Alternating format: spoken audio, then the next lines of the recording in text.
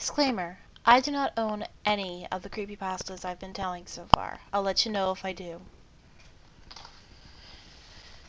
Now I'm presenting Our Real Monsters, The Final Scare. One day last year, I was out with a friend shopping at garage sales, trying to find furniture for his new apartment. The day was the bright and sunny, ordinary Florida day.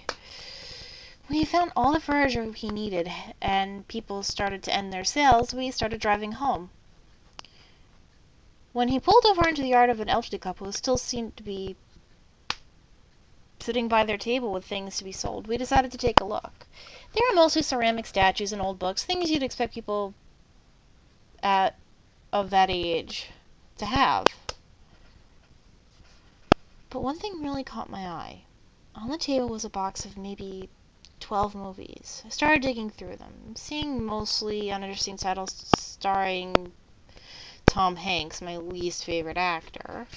I was about to walk back to the truck when I noticed a tape that said, Our Real Monsters, The Final Scare. My heart started racing with excitement, seeing how I'd never seen this episode, and the fact that I had assumed the show had been completely disappeared. I asked for the price of the tape, and the old man said he'd take 10 cents for it. He had no use for it since his grandkids were all grown up and never watched the tape. At the time, I hadn't noticed the odd tone in his voice. My friend and I returned to his new apartment. I insisted that we procrastinate on unloading the new furniture so we could watch the tape. He agreed, and we put the tape into the built-in VCR of his small television. The episode started with 10 seconds of static, then cut to the dump. The place was... In place of the normal dark colors of the beloved cartoon were almost painfully vivid hues, the most prominent of which was disturbingly realistic blood red splattered all over the trash and soaking into the dirt, the texture of which was more carefully drawn than normal. The sound of static continued in the background while the camera slowly zoomed in toward the washing machine, which was now dented, scratched, and splattered with small bits of brain matter.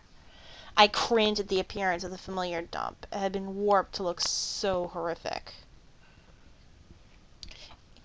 When inside the Monster Academy, most of the seats were empty except for the spots where Crumb, Ickis, Oblina were sitting. Zimbu, the obnoxious monster from the episode Ickis and the Red Zimbu, was flying around in a clumsy circle around a malicious-looking, angry Grumble, looking as though someone had stabbed him in his left wing. Grumble looked up at the trio with hyper-realistic eyes, his red lips twisting into a horrid grin. He held up a simple finger as if indicating he wanted the monsters around him to stop talking, which was quite unnecessary considering the fact that no one was making a sound. Tonight, he hissed, the four of you will team up and perform one final scare. A scare so horrifying that it'll be our last. You must complete it soon, like your fallen brethren have already done.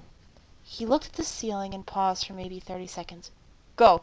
Now, now, now! He screamed, causing Ickis to cringe, the first sign of movement of the trio of monsters.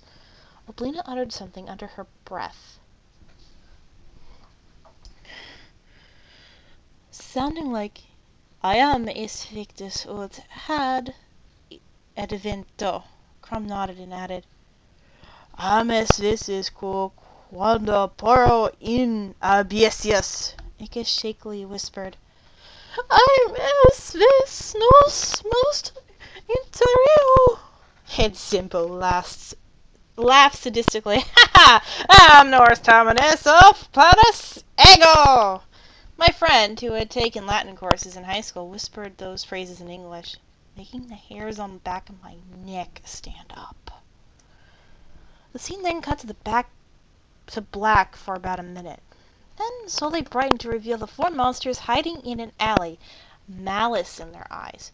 Oblina picked up Crumb, throwing him out of the alley under a bus, a look of genuine shock on his face. Photorealistic blood splattered all over the front of the bus and streets. I watched my favorite character die, his eyes rolling at the feet of a small child who began to sob. The blood on the windshield caused the bus to swerve, hitting a young family and smashing them against the side of a large building as the remaining three monsters remained hidden in the alley, chuckling in an unnerving, demonic manner. "Ickis, you're next," Oblina screeched enthusiastically. The camera zoomed on the face of the small red monster, who was shaking and stuttering helplessly in fear. A single tear dropped from his eye as he hesitantly nodded. Ickis put on his normal, scary face. But the context was all wrong, making the lovable monster an unnerving beast too aware of his own fate.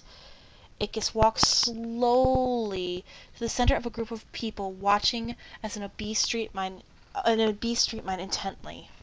He creeped up behind the man in black and white stripes, climbing up his clothes in a flash, digging his small claws through the back of the man's skull, tearing it audibly through bone and brain tissue.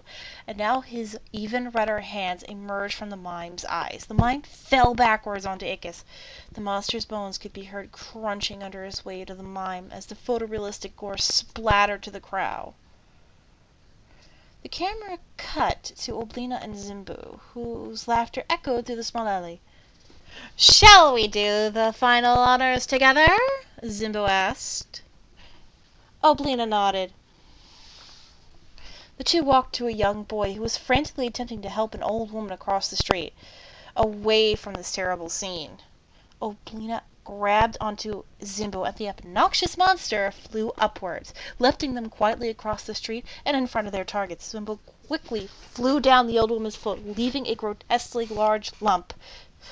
The sound of small wings beating against flesh could be heard from the inside. The lump was Zimbo jerked uncontrollably for a moment before the sound of Zimbo wings silenced and the lump in the old woman's throat stopped moving. The woman, now blue in the face, fell to the ground. "Grandma! Grandma! No, no, no, no, no!" The boy was screaming violently. He then began to smash his head onto the pavement, the wounds getting worse and worse until the screen faded to black. The camera cut to the Monster Academy, where a blood-spattered Oblina stood in front of the Gromble, who had an evil grin on his face. "Oblina, how marvelous!" he said as the scare played on the screen. "You've managed to kill all these humans and trick the others into a sure suicide. This is the best scare I've ever seen in decades!"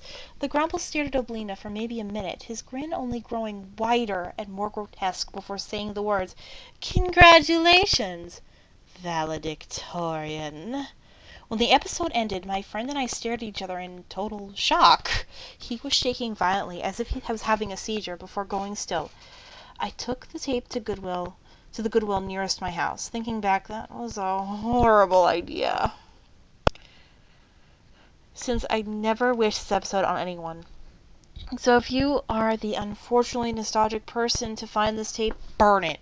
I don't want you to suffer from these horrid nightmares I've been having lately.